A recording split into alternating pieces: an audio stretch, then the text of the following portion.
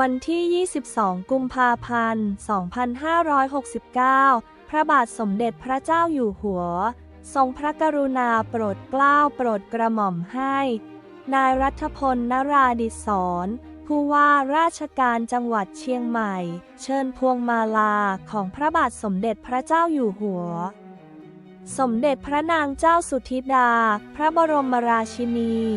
และเจ้าคุณพระสินีนาถพิลาสกัลยาณีไปวางที่หน้าหีบศพนายสมชายจุมปามันบิดาของนายรัตนชาติจุมปามันหัวหน้าฝ่ายระดับ 8 ฝ่ายกำลังพลแผนกอำนวยการกองกิจการในพระองค์เขตพระราชฐานและสนับสนุนงานราชสำนักสังกัดกรมมหาดเล็ก